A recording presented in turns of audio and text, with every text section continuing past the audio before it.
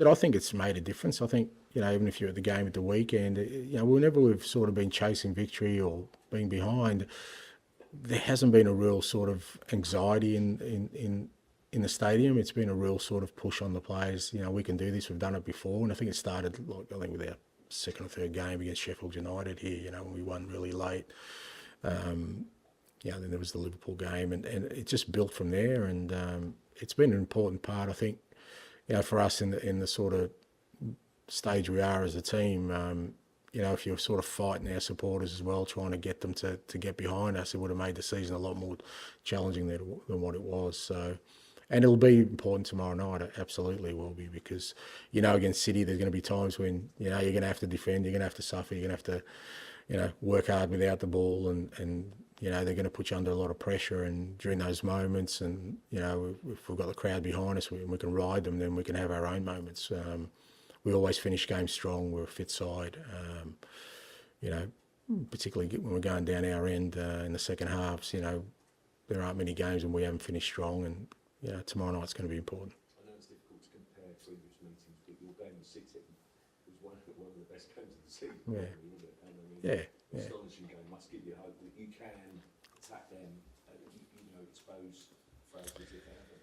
Yeah, look, I think, if you look at the top three in our games against them, they've all been, crackers. We haven't ended up on the winning side, I think, only once, but we've taken it to them, whether it was Arsenal away, City away, Liverpool away. We obviously got blown away in the first sort of hour of the game, but we still hung in there at the end and made it exciting. And even the Arsenal game here, again, we were sort of pressing towards the end. So I think the attitude we've taken into those games is, as I said, to not shy away from the challenge. It's easy to go in there and sort of try and keep things tight and maybe get a draw or, even win 1-0. But I don't think that shows where you're at. I think what shows you're at is when you go out there and you try and meet them playing your own football. And, we've obviously haven't conquered that part of it yet, but it's given us some belief that, if we keep improving, then, we've got a shot at knocking them off at some point. Matt? How quickly can Spurs close a gap to the gap like the one with City? Yeah, really. It's hard to say, man. I mean, we're talking, 20 odd points or something. It's like that's a fair chunk of. It's not. You're not saying it's 3 positions on the table. You're looking at the points tally and you go, oh, well, there's a significant gap, not just with us, but at the same time.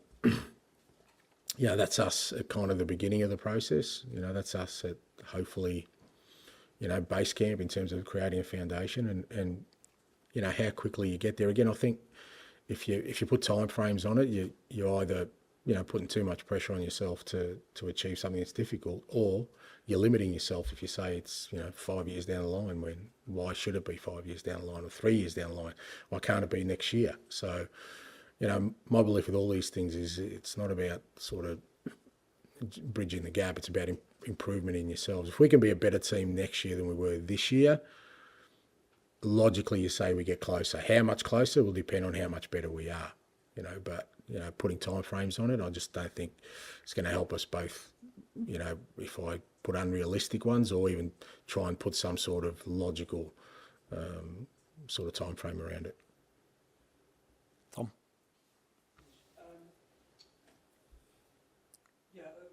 Following on from Matt's question, really. I think you talked about City's size of the squad last week. They seem to have 2 great players in every position. I know before you said there's still lots of business to be done this summer, not just 1 or 2 top players. Is that kind of where you want to be at with the way you play? Well, I think you have to. I think if you look at the top teams, that's part of the process. Especially as you know, we haven't had European football this year. If you've got European football as well, it's impossible to try and maintain a level of performance in the Premier League and play multiple competitions unless you have a strong squad. But that's probably the biggest challenge, because that can't be done in sort of 1 or 2 or 3 windows unless you've already got a real strong sort of base to start with. Because it takes time. Players evolve, some move out, because by the time you hit the sweet spot of saying, all right, we're ready for success, even some of the ones who are key now may not be there. And so it's a constant reinforcement of your squad and trying to fill those gaps in. And like I said, we've had 2 windows to kind of start the process. It's going to take multiple windows for us to get to that point. If we get our windows right, and I think we've been really good so far, I think the business we've done so far has been excellent. But we're going to have to be that good all the time, pretty much, if we're going to bridge that gap to Matt's point quicker. And on the subject of goal-scoring defenders, Mickey and Pedro, Josko Gvardiol, when he signed for City, everyone knew what an amazing talent as a centre-back defender he was. But I don't think many saw him being the sort of regular goal scorer he's been in the last sort of 7 games. Both yourself and Pep are quite creative in the way that you look at players in a different way to everybody else. But did even you see what's into him coming? No, but I mean, look, if you're starting with fantastic footballers, it's a pretty good place to start. I've always felt that that's, if you get the right kind of player, the right kind of mentality, then you're right. Everyone sees that in a different light.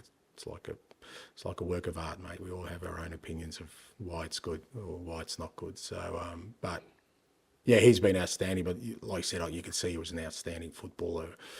Both for his national team and obviously his club football and again, I guess the beauty of being where City are at the moment, you don't have to force those things. They can almost happen organically. So he wasn't thrown in and said, you're going to play this way. You've almost seen him evolve, and they can do that because they've got the squad. Whereas for teams like us who are just beginning the process, we're kind of just going, guys get out there and sink or swim almost, whether that's Van der Ven or Destiny or Porro or Pape or Brennan Johnson. It's, we can't blood these guys over half a season and allow them to sort of get to grips with our game and the Premier League and all that.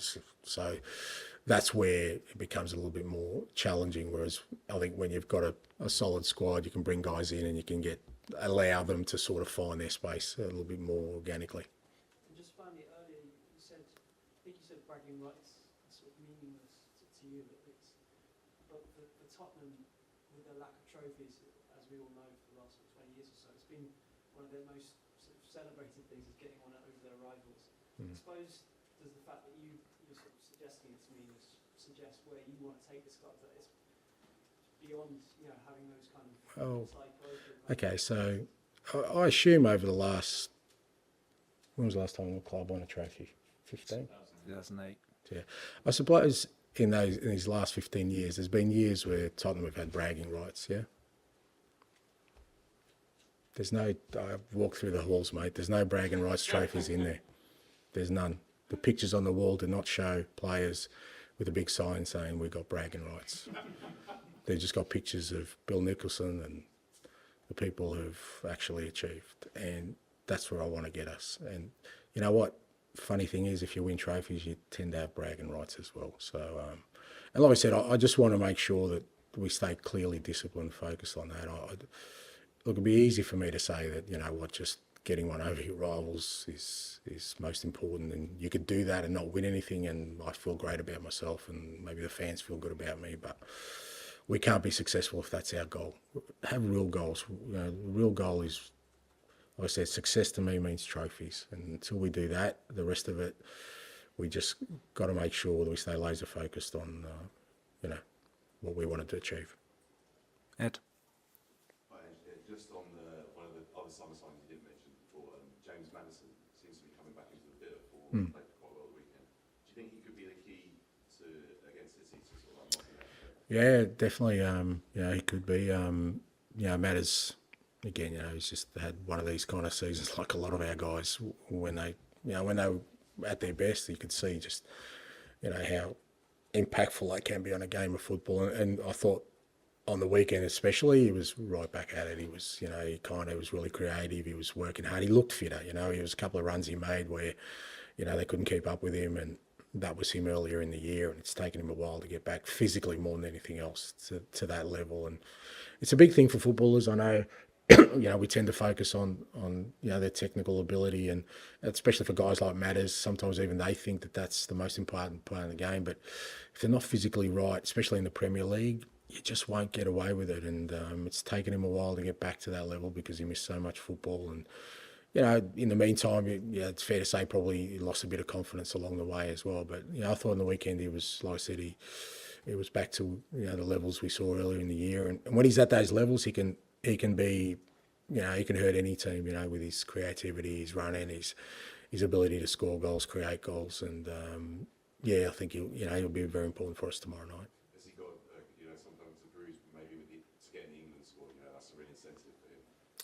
Yeah, look, I'm sure it is, but again, that's where, even for him and for all our guys, you can't just turn it on because something is out there that you think is important. You have to do it all the time. That's all. These other things take care of themselves. You can't just say, well, I'm going to try real hard now because I want to get into the England team for the Euros. You've got to get into those kind of things, to achieve those things. You just got to do it consistently and focus on the day-to-day stuff. And like I said, in fairness to Matters, his training's been a lot stronger recently because he's been able to get out there every day and train hard. And I thought we saw the benefits of that on the weekend.